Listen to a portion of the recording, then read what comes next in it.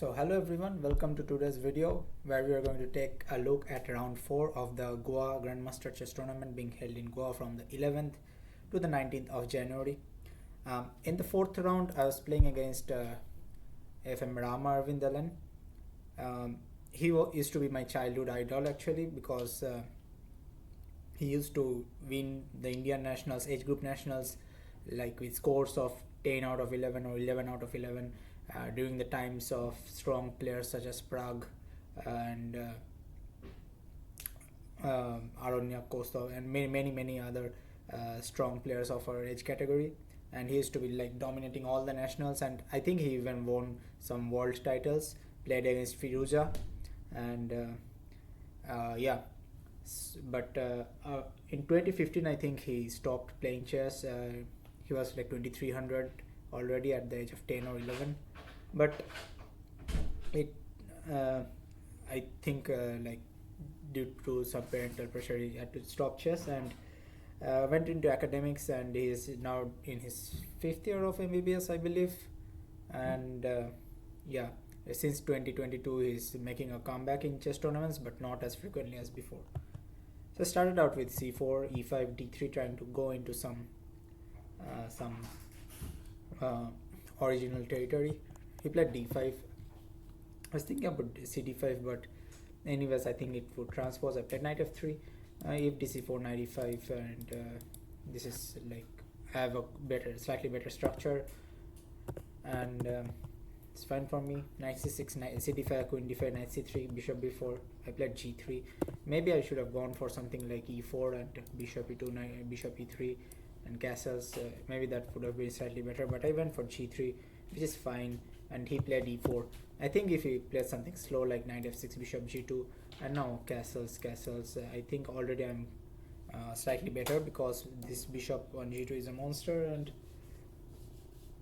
I think the bishop on b4 is misplaced, and I can kick it out with a3. And if he takes on c3, then I have double bishop pair for free, and I would be clearly better I think.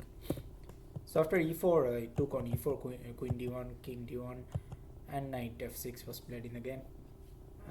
Maybe and like I was also thinking about knight d5 here, knight e4, and now knight c7, but here I don't think it works because after knight x8, knight f2, king c2, there's bishop f5 check, and after king b3 I think maybe bishop e6 check, king c2 again. Yeah, there is a funny mate actually with if I play king a4, there's bishop c4 followed by b5 checkmate, and here I think he can just pick up the rook, and after king e7 he can just pick up my knight, and black is clearly winning. But I played bishop g2. I think that's the best move here, and after bishop c3, bc3, knight e4, I played king e1, knight c3, bishop b2, and for knight d5 I took on g7. Here I thought that I was at least slightly better, and actually after rook g8, bishop b2, I saw there's knight f4 here, which I was expecting him to play kind of, and I was thinking about going just king f1 and knight g2. What's happening? Knight f4, king f1, knight g2, king g2. Maybe I have some chances here, but I think it should be objectively equal.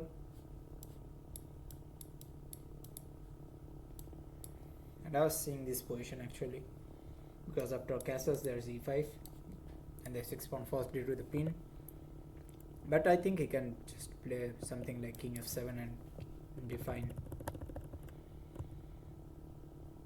Yeah, knight f4 was what I was expecting, and I don't know why he didn't play it. Maybe he was trying to play for a win because his pieces are more active, and since my king cannot castle anytime soon, it seems as if white is slightly better. But actually I have the double bishop pair here, and if I can consolidate my position I should be clearly better, but it's a bit difficult to do it. Here the engine is saying something like h4, and then king f1, king g1, king h2 should be white's best plan, but I thought maybe I should try to exchange off some pieces since I'm back in development. uh, 95 bishop e5 was played, and after castles I played rook c1, trying to put more pressure on the c7 pawn, and after f6 bishop b2 rook d7 I played bishop e4. My idea was to play f3 king f2 next and then bring my h1 rook into the game, which is after which if I manage to do that safely, then I would be like clearly better, because having the double bishops and pawn majority on the king side, I should be clearly for choice here. But after bishop e4 he played rook d8 and I played f3 here. He played knight b4, he played f5, bishop b1 and knight b4. I was seeing some interesting variations with knight e3 here, trying to go king rook d1 check, and I can't go to king f2 here because there's knight d1 check. So I thought about going bishop f6 and after rook f8 bishop g5, kicking out this knight, and the next move I am going to go king f2 and I should be clearly better. But he can after bishop f6 go rook d1 check and I have to go king f2. I can take here of course because rook d1 and my rook is falling. So after rook d1 king f2, I think after takes knight d1 check king g2, it's kind of a draw. But if I don't want to repeat, I can go king e1 and after something like rook d7. I don't know, maybe I'm slightly better here because there's no immediate threat by black. He's going to go knight e3 next though. Maybe I can just play something like bishop d3 and after knight e3 I can go a3, and I think now I'm slightly better at least, because these pawns are pretty weak. On knight e3 I think I can just go king f2 directly. Yeah, and I should be winning actually in this position. But he plays knight b4, which is the best move, and after king f2 I had already seen this variations long back, and after rook d2 again he's doing pretty good, launching some counterplay. I played bishop e5 c6, and here I played bishop f4. Well, the engine was saying that bishop f6 is the best move here, but I don't really see what's its point, because after rook d5 if rook d5 now he has to take with the pawn, which is already already not such a good decision. This bishop on e6, it doesn't feel so good. Maybe I can just go king e3 and this knight is falling. Wow, yeah, maybe I didn't see this, but I was thinking about rook d7, but now probably I can go bishop g5, rook b2, but this is the same thing I think.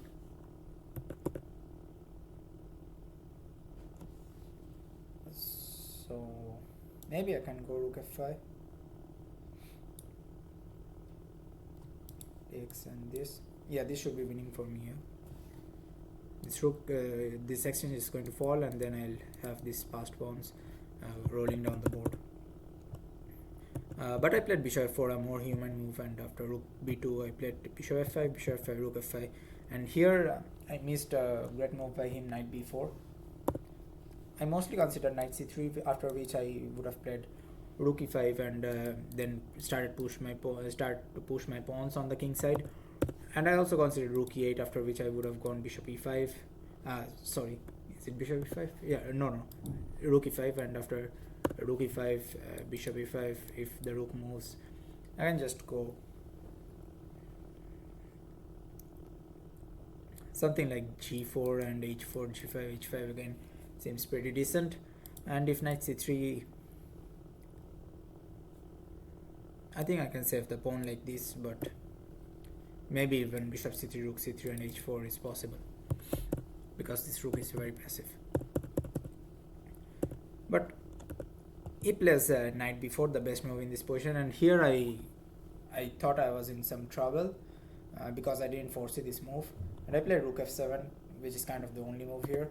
The idea of knight b4 was to play knight d3 check, because the king is pinned here, and let's say I play something stupid like h4, just knight d4 check, knight d3 check, and after king e3, there's knight takes f4, rook takes f4, rook e8, and the e2 pawn is falling, so rook e4 is the first move. And after this, I think black is clearly winning here because my pawns here are doubled, and he has this h pawn always to stop these pawns, and he's then going to roll down all his pawns on the queen side, and I will be toast.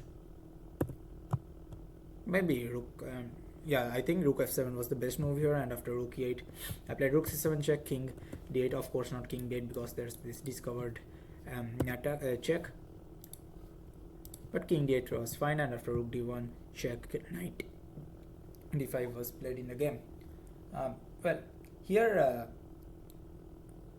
I didn't really believe that I was in some trouble, but the engine shows that I'm in some trouble because with the double rooks and bishop against double rook and knight, with pawns on both sides, and it's usually favorable for side with the bishop because it's a long range piece, and knight is going to take some time to go from one flank to the other, but my bishop, let's say if it's in this diagonal, it can help in defending against black's queenside passers, and for me it will aid in pushing my kingside pawns. Yeah, so I played rook takes h7 here, and the engine is saying that king f1 was my best bet here because after rook takes e2 I have rook b7, and it's trying to say that I have to agree to a draw like this, and after something like this, this falling, and if rook h2, then perhaps takes rook f1, but yeah, no, bishop g5 check first, and then I push my pawns, and I should have enough counterplay, but I didn't see this. I just played rook takes h7, and after rook takes e2 I went king g1. My rook on h7 is actually protecting the h2 pawn, so whenever he checks here I can just go king h1 and my king is pretty safe here. But he plays king c8, which is the best move I think, and after bishop g5 a5 f4, here he plays rook g2 check, which I missed in my calculations. I was seeing some variations like if you just blindly push your pawns on both sides, then I'm going to queen with a check, of course, and if you play something like rook e5 here, instead of a3 rook e5, then I have f6, and if rook g5 there's f7, rook f5, and now rook f1. If rook f1, king f1, knight e3 check, at best black might have a draw, I think. Yeah, king g1, this, king d8, not king d7 of course because I can queen with a check, but king d8. Yeah, maybe, yeah, this is a draw. Yeah, this is a draw, but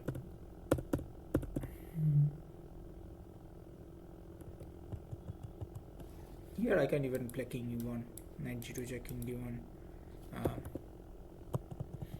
knight e3 check, and now king here, and if he stops this, then I have rook h8 check, and I'm winning an exchange. So maybe I'm winning in this variation, but yeah, it's too complex to calculate.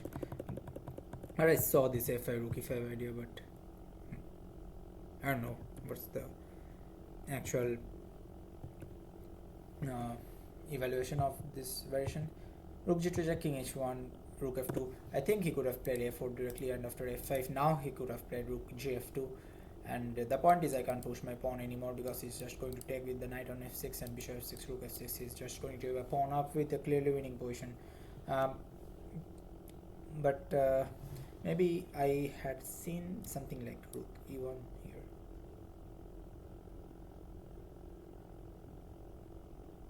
But just king b8 is coming, right?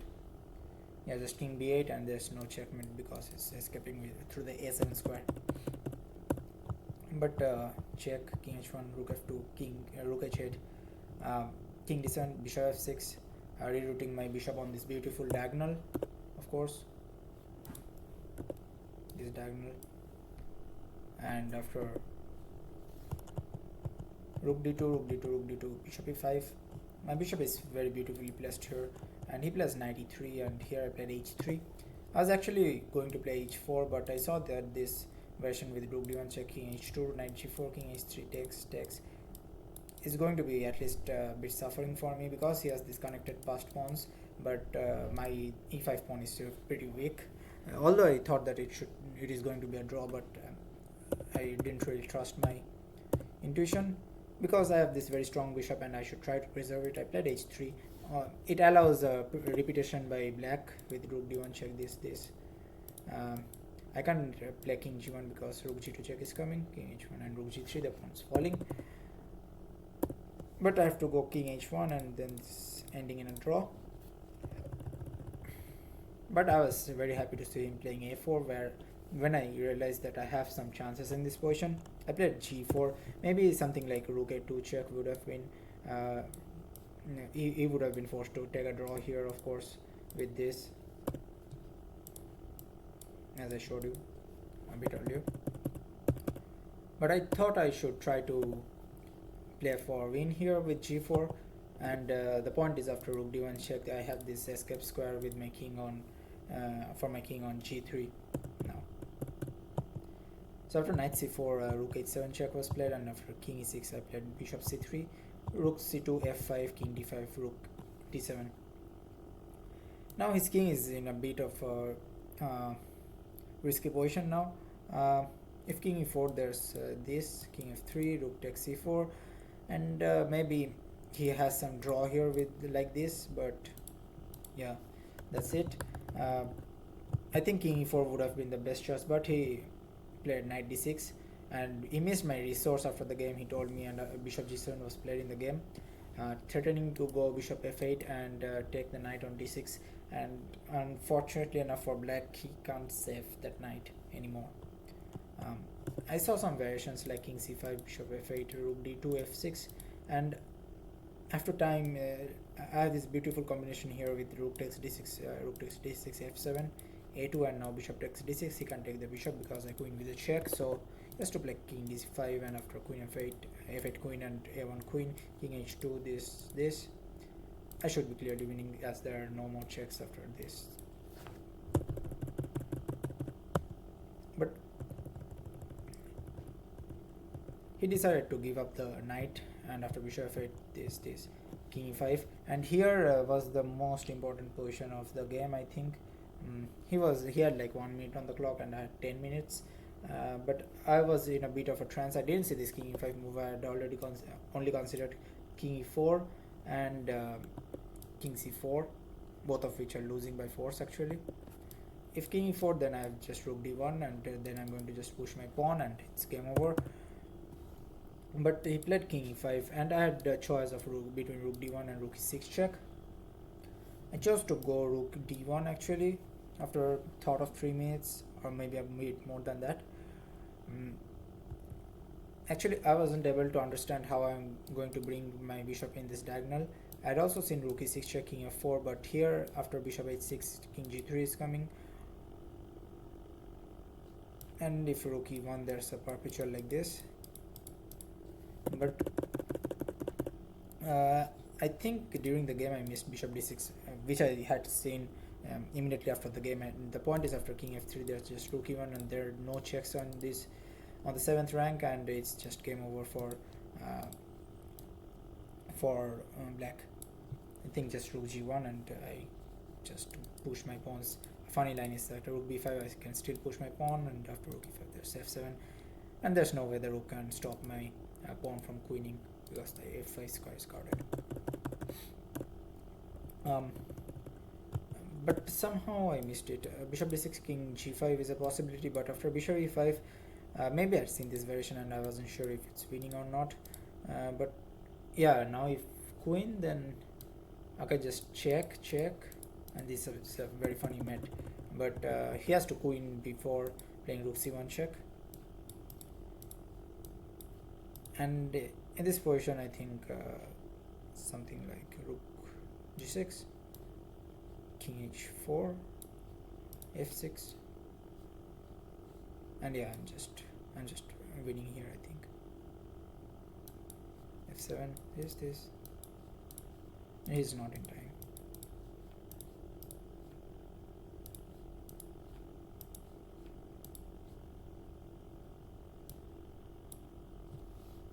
And I queen next. This is a win, but even simpler is g7, and if takes, I just take with a queen, check. It's winning. Yeah, so rook e6 was a much simpler win. I don't know why I didn't play it, but probably I didn't. I just hallucinated and I didn't see bishop d6 check. But yeah. So after rook d1, he plays king f6, and I have some problem bringing my bishop in this diagonal. I was thinking about bishop a3, but there is something like b5. The problem is I can't activate my king, and if something like h4, there's always rook c4, dragging this pawn, and of this he has b4.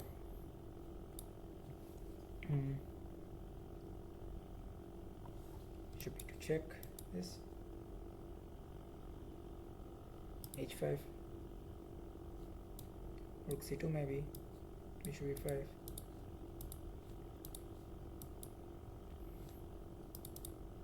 Yeah, this should be winning. Yeah, this should be winning. Maybe bishop a3 was working.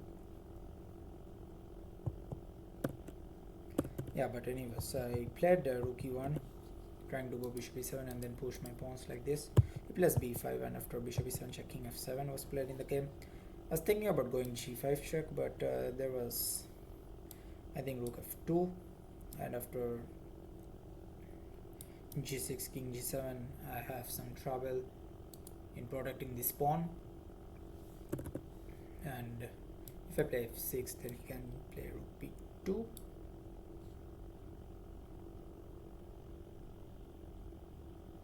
And if bishop c5, that's rook b1, and I'm the one actually losing in this position. Very funny. So I played bishop d6. The idea is if rook b2, then bishop e5, rook b1, rook g1, which I'm winning. I can just push my pawns. But he plays rook e2. Very strong move. The idea is rook e2, of course, a1 queen. So I played rook g1, king f6, bishop b4. I was almost going to play g5 here, and I was trying to go this, but here I saw that he can just push the b pawn, and after bishop b4 he can actually take on g7. This I don't think this is winning for me, but I also thought about bishop c5, but I thought that this is the same position, a similar position at least.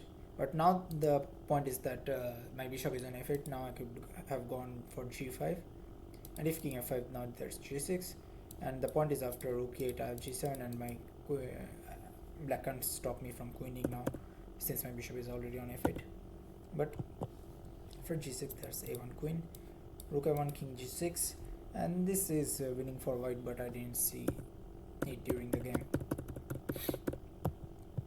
So after king f6 I played bishop b4, and after king g5 played bishop c3, rook c2, bishop a1, b4, f6, b3, and here was another critical position in the game where I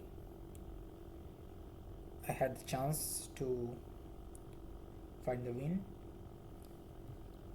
Actually just h4 check was winning the game, because after king h4 there's f7, and the point is after king h3 I have bishop e5, plain and simple.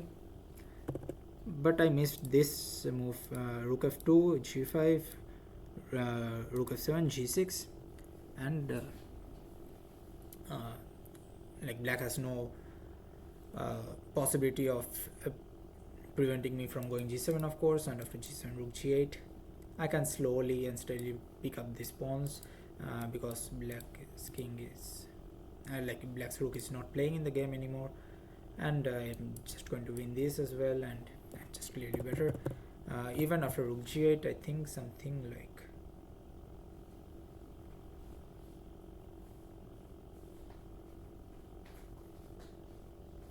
like rook g2 is winning. Let's say c5 is played, then I play rook h2 check, king g5 is this, and if he plays king h5 is this, and I'm just going to slowly go and pick up all of black pawns like this, and yeah, it's just clearly winning for me. But I missed this very important move h4, and yeah, after rook f1 it's black has the draw. b2, bishop b2, rook b2. I had actually said in f7, rook b8, and now I thought after rook a1 there's rook b1 check, king g2. I think I missed rook b1 check initially, but here I of course saw it, and it's quite and it was quite unpleasant. Something like f7 was also interesting, but the thing is that black is winning here with rook f2, and it's funny because after rook f2 is check, king g2. Black has no checks, so he can't stop the white pawn from queening, but it doesn't have to stop it. He can just play queen g7 after queen takes. Black is winning here. After b3, rook f1, this, rook a1. It's already a draw. I think maybe the rook endgame would have been a win for me. Takes, and I go king g3, rook f5 check, and with disconnected passers should be an easy win for me. But my opponent took the right decision. He transposed into a queen double pawn versus queen pawn endgame, and after queen b8 check, he plays queen e5. There are no checks though. If something like queen b2 check, there's queen f2, and there's no more checks for black, but he played the best move, queen e5, centralizing his queen. The point is after this there's only there's a whole bunch of checks, and I can't save from those checks. King g1 is,